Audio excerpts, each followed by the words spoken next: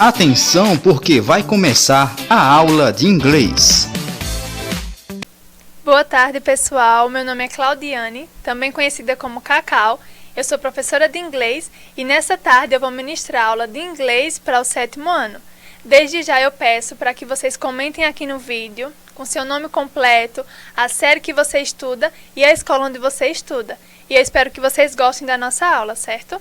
Mas antes de a gente entrar no conteúdo em si, eu gostaria de passar um vídeo motivacional para vocês. Então vamos ver o vídeo.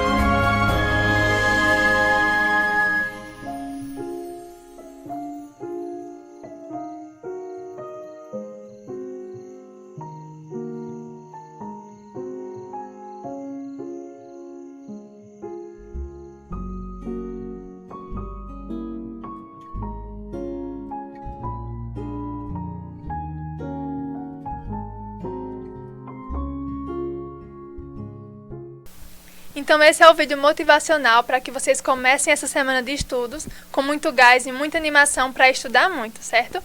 Então vamos lá. A primeira expressão que a gente vai ver hoje é a expressão welcome. E essa é uma expressão em inglês que significa sejam bem-vindos. E esse é o nosso desejo para vocês na aula de hoje, que todos vocês sejam muito bem-vindos à nossa aula de inglês. Nós temos também a frase do dia. E a frase do dia é a seguinte: Don't be afraid to dream. E traduzindo seria: não tenha medo de sonhar. Então que vocês possam guardar essa frase no coração de vocês. Vamos para a aula. O assunto da aula de hoje é Prepositions of Time. E essa expressão significa preposições de tempo. Mas talvez vocês perguntem, o que são as preposições de tempo? E eu vou explicar para vocês.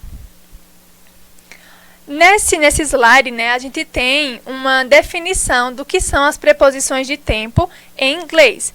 Mas para vocês entenderem melhor, eu vou traduzir em português. E diz assim: as preposições de tempo são preposições que permitem que você fale sobre um tempo específico, como datas no calendário, dias da semana e etc. Então, por exemplo, quando a gente fala assim, eu nasci em abril. Esse em, do português, ele é uma preposição de tempo. Ou quando eu falo assim, eu vou viajar no Natal. Esse no também é uma preposição de tempo. Então, na aula de hoje, a gente vai ver quais são as preposições de tempo em inglês. As 3 preposições de tempo em inglês são essas que estão aparecendo na telinha de vocês. A gente tem o at, nós temos o in e nós temos o on. E nós vamos estudar as 3 na aula de hoje. Aí, como vocês estão vendo aí na telinha, tem o at, tem o on e tem o in. Uma curiosidade dessas preposições é que se vocês colocarem, por exemplo, no Google Tradutor, at, on e in, vocês vão ver que eles têm basicamente o mesmo significado. Mas aí, se eles têm o mesmo significado, por que estudar os 3? Por que existem 3, né? Existem 3 porque cada um deles difere quanto ao uso. Ou seja, cada um deles é usado de maneira diferente, em situações diferentes. E eu vou ensinar para vocês hoje em que situação nós temos que usar cada uma dessas preposições. Então, vamos lá. De forma bem resumida, a gente tem aí o in, o on e o at. E o in a gente usa para meses, a gente usa para estações, enquanto que o on a gente usa para datas e o at a gente usa principalmente para horas. Mas eu quero poder aprofundar em cada um deles para que vocês possam fixar bem, certo? Então, vamos começar falando sobre o in. O in, ele é usado antes de períodos do dia. Por exemplo, tem aí alguns exemplos. In the afternoon significa à tarde. In the evening significa à noite. During the day, de dia. In the morning, de manhã. Então, essas expressõezinhas que falam sobre períodos do dia, a gente usa a preposição in. A gente também usa o in antes de meses do ano. E uma coisa bem legal é que os meses do ano em inglês, eles parecem muito com a escrita dos meses do ano em português. Então, se vocês verem um mês do ano em inglês, vocês vão saber o que significa. Por exemplo, January significa janeiro, February, fevereiro, March, março, April, abril, May, maio, June, junho, July é julho, August, agosto, September, setembro, October, outubro, November, novembro e December, dezembro. Então, antes de meses do ano, usamos a preposição in. Vamos para o próximo. A gente também vai usar o in antes de estações do ano. Por exemplo, quais são as 4 estações do ano no português? Tem o inverno, Tem o outono, tem o verão e tem a primavera. E no inglês, essas estações são escritas da seguinte maneira: winter, fall, summer e spring. Então, essas são as 4 estações do ano no inglês. E quando a gente está falando sobre elas, nós usamos a preposição in. Vamos para o próximo. A outra regrinha de quando se usar o in é que nós usamos o in antes de séculos. Por exemplo, para falar que nós estamos no século 21, usa-se o in. Em décadas e também em anos. Tem até um exemplo aí, ó, de uma frase em inglês que diz assim: I was born in 2009, que significa eu nasci em 2009. Então percebam que antes do ano nós usamos a preposição in. Pode passar. Então a gente já viu como e quando usar a preposição in, né? São aquelas situações que eu citei para vocês. Agora vamos ver como usar a preposição on. E a gente usa a preposição on antes de dias da semana. Aí no slide que vocês estão acompanhando, tem os dias da semana em inglês. E ao lado tem a tradução deles em português. Então, ó, tem o Sunday, tem o Monday, tem o Tuesday, o Wednesday, Thursday, Friday e Saturday, que são os dias da semana no inglês, certo? Aí eu vou deixar uma dica para vocês. Os dias da semana no inglês, eles terminam com a palavrinha day, que é esse D-A-Y. Então, sempre que uma palavra no inglês terminar com day, você sabe que essa palavra está falando sobre um dia da semana. E aí fica mais fácil de você conseguir identificar. Então, antes dos dias da semana, usamos o on. Vamos para o próximo. A gente também usa o on antes de datas completas. Por exemplo, April 8th, que significa 8 de abril. Mas aí talvez vocês perguntem, mas professora, a senhora disse que antes de meses a gente usa a preposição in. Então por que agora eu vou usar a preposição on? Prestem bem atenção nisso. Antes de meses, quando o mês vier sozinho, a gente realmente vai usar a preposição in. Mas se o mês vier acompanhado de um dia, de uma data, aí a gente usa a preposição on. E uma curiosidade que eu quero deixar para vocês. Na língua portuguesa, quando a gente fala sobre data, primeiro a gente fala o dia e depois o mês. Então, por exemplo, 8 de abril. Mas no inglês é o contrário. Primeiro se fala o mês e depois se fala o dia. Então, eu falo April, que é abril, 8, que é 8. E significa 8 de abril. Então, antes de datas que forem meses e dias, vocês vão usar a preposição on. Vamos para o próximo. Aí agora a gente vai ver como usar o at.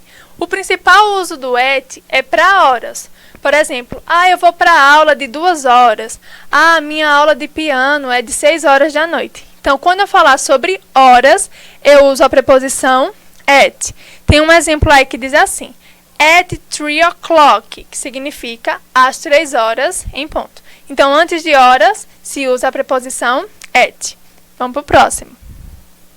E nós usamos também o at antes de feriados. Por exemplo, Easter, que é Páscoa, Christmas, que é Natal. Então, antes desses feriados, dessas datas comemorativas, a gente também usa a preposição at.